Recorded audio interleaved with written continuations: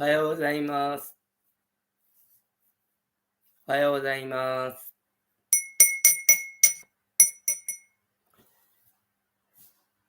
令和5年5月4日木曜日、大安、緑の日、連休の中日ですか。ちょうど後半になるのかな。です。いい加減配信、無責任 YouTuber の UFO チャンネル UFO です。お仕事している人もいると思いますが、うちの奥さんも出かけて行きましたし、お休みの方もおられると思います。まだ寝ておられる方も多いかも。配信を始めさせていただきます。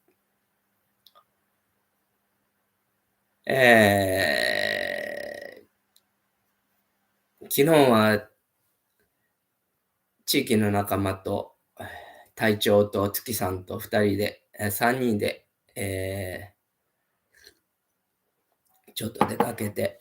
ドライブへ行って、まず、うーん、私の母の実家のある恵那市の中野包丁というところで、笠木神社っていうのがありまして、笠木山の、神様、イザナギイザナミのだったと思うんですけど、水の神様なんですよね。雨乞いをする神様なんですけど、ピラミッドがあったりして、笠木山自体がとても不思議な山なんで、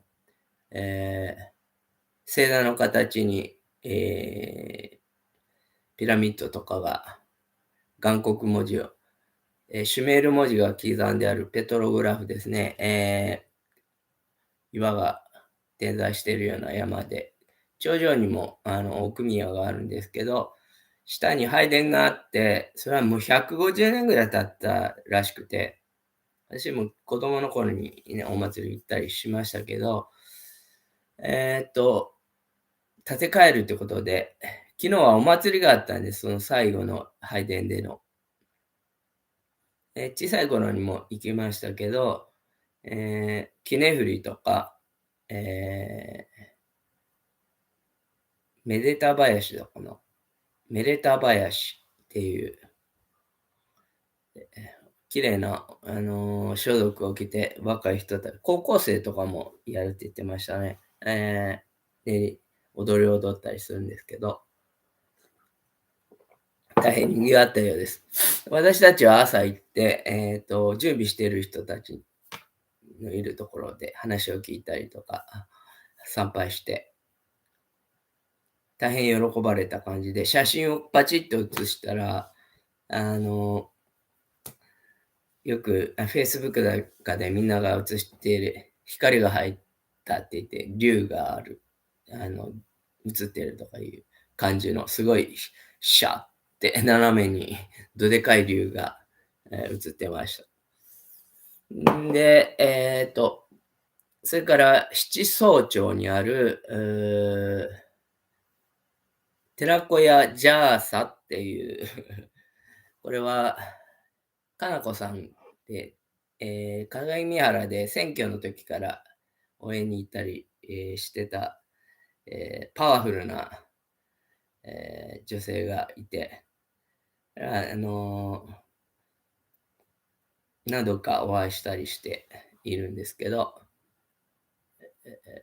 いよいよオープンするっていうことで、記念の催し、イベントがあって、何かたくなに20人近く集まったのかな。お祝い感じでしたけれども、そこ行ったらびっくりしたことに、私がかねてから、シャンタンがエナに来た頃からのつながりのある人がいて、それとまた、その人の子供が、ヤマト君って言うんですけど、僕がその笠木山でシャンタンたちの最初のイベントを主催した時、結構大変だったんですけど、その時の中心人物みたいになった赤ちゃんがいて、それが大和くんだったんですけど、しばらく会ってなかったんですよ。ちょっと会って。で、ずっと気にしてて、で、その友達も、とても深い縁があったんですけど、音信不通みたいな感じになってて、心配はしてたんですけど、一定数草むしりをし始めてたんですけど、パッと顔を上げたら、その人がいるじゃないですか。で、思わず二人でハグし合いましたけど、もう、なんていうのか、びっくりしました。んで、その寺子屋の第1号生が大和くんで、その人を中心に、その人を成長するのを見守るって感じで皆が集まってる感じのところでした。えまあ、七総町の上阿総っていうところなんですけど、限界集落みたいなところで、よそ者入ってきてもらっては困るっていうような感じのところへ入って周りからちょっと白い目で見られてるようですけど、電気もガスも水道も通ってないって言って、川から水をみんなで運んでるような状況です。そういうことで、これから先大変なだろうなっていうことは感じて帰ってきましたけど、まあ私もそういう流れになると、えなんて言うんですか、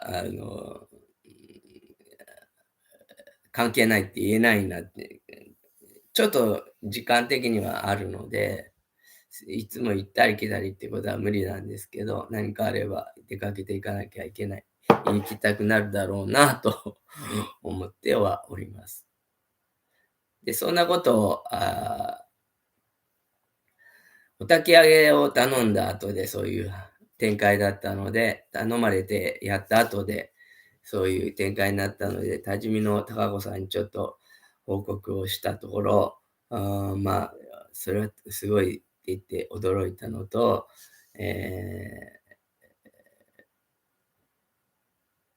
まあ、竜が動いたっていうか、姿を現してきて、本来の力を発揮するんじゃないかっていう話になって、その、寺子屋ジャーさんのあるところも、水神さん、獣神様が住む、ところらしくて、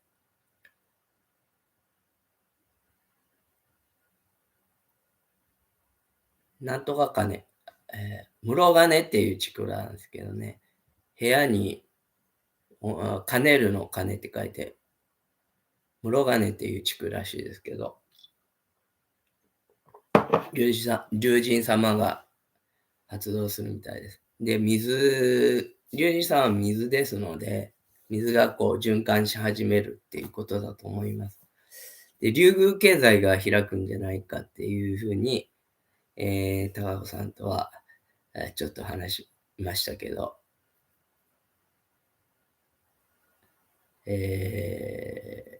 宮城の玉手箱が開くかどうかっていうのは、開いてみないとわからないですけど、私の、まあ、何回か竜宮経済のイメージについては、ここでもお話ししましたけど、まあ、物々交換みたいな地域でやったこともの交換とか、物事交換だったかな。自分の持っているものを、広げて、必要な人がこうそれと交換するような、それとか、わらしべ長者みたいな、えもらったら、それをまた次の日に返していくっていうみたいなことで、だんだん豊かになっていくっていうイメージもありますし、天理教で言うと、中山美紀さんはよく商売をしている人に、えータコを買うて安売れっていうことを言って、聞いた人は、この人は、親様は商売のことはご存じないんだなって言って不足すると、調子が悪くなって、で、それをどうしあの、先輩に聞くと、問屋から安く仕入れて、安く、あ、やすあ、や高く仕入れて、ちょっと、えーおお金を出して買って、で、売る時は安く売るようにすると、みんなが儲かるっていうようなことでした。それっていうのは、大岡裁きでいう三方一両損っていう話がありますが、あの、生産者と問屋さん、仲介する人と消費者と会って、みんなが一両ずつ損をするんですよ。損をすると、うん、損して得取れっていうことで、それが一粒万倍になって帰ってくるっていうことをイメージ、しています。で、今朝、逸話伝を読んだら、その一粒万倍について、親様の言っておられるところがあって、それちょっと読ませていただきます。親様はある時、一粒のもみ種を持って胆振伊蔵に向かい、人間はこれやで、一粒の真実の種をまいたら、一年経てば200粒から300粒になる。2年目には何万という数になる。これを一粒、万倍というのや。3年目には大和一国に大和一国に巻くほどになるでと仰せられたっていうお話を朝読んだんですけど、いよいよそういう、えー今日は旧暦でいう3月15日で十五夜なんですけど、あさっての6日が上作満作、満月っていうらしいんです。どういうあれかわかんないですけど、とにかく縁起のいい、満月みたいで、そこがどうもなんかあるんじゃないかって高子さんが言っていました。